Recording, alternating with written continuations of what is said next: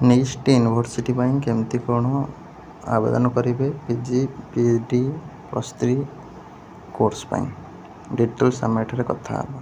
नमस्कार दोस्तों, इस वीडियो को लाइक करें, हमारे चैनल को सब्सक्राइब करें, इस घंटी के आइकन को दबाएं, ऑल सेलेक्ट करें हमारी सभी वीडियो सबसे पहले देखने के लिए।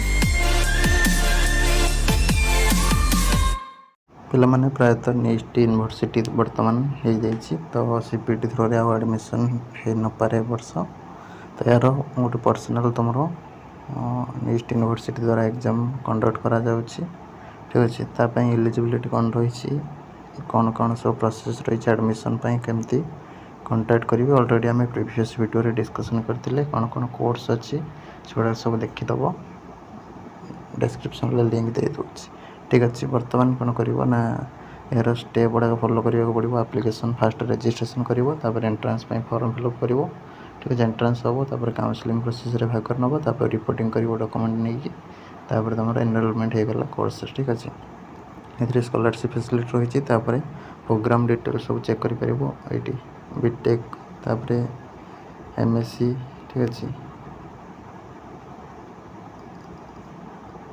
MSc बटानी suppose MSc zoology MBA सब गुड़ाक प्रोग्राम चेक कर एलिजिबिलिटी एमएससी फिजिक्स। ठीक अच्छे तलू ये आसो कोर्स ड्यूरेशन एलिजिबिलिटी। ठीक है तो ये सब चेक करदे तापर कौन कौन सब प्लेसमेंट फैसिलिटी अच्छी पेज रे पूरा डिटेल्स चेक करदे। ठीक अच्छे डिस्क्रिप्शन लिंक रही क्लिक क्लिक करके तुम कौन कर रजिस्टर कर निजर नेम दब ईमेल आईडी दब मोबाइल नंबर दब पासवर्ड गोटे क्रिएट कर। ठीक अच्छे स्टेट एवं तुम कौ प्रोग्राम करने को चाहो कोर्स सिलेक्ट कर सिटी सिलेक्ट कर ये जो देखुच कैप्चा से एंटर कर एंटर कलापर डायरेक्ट कौन कर ना आई एग्री जोटा रही क्लिक करके रजिस्टर बटन पर क्लिक करदे। ठीक अच्छे रजिस्ट्रेशन सक्सेसफुल होपर देख पाथ लॉगिन बटन पर क्लिक करके तुम ईमेल आईडी और पासवर्ड देकी लॉगिन कर। ठीक अच्छे लॉगिन कलापर तुम एप्लिकेशनटा फिलअप करदे। ठीक अच्छे जब भी किसी जान न पार्छ डिस्क्रिप्शन वीडियो को देख से नंबर दिखाई से नंबर कंटाक्ट करके यूनिवर्सिटी सार सहित कथा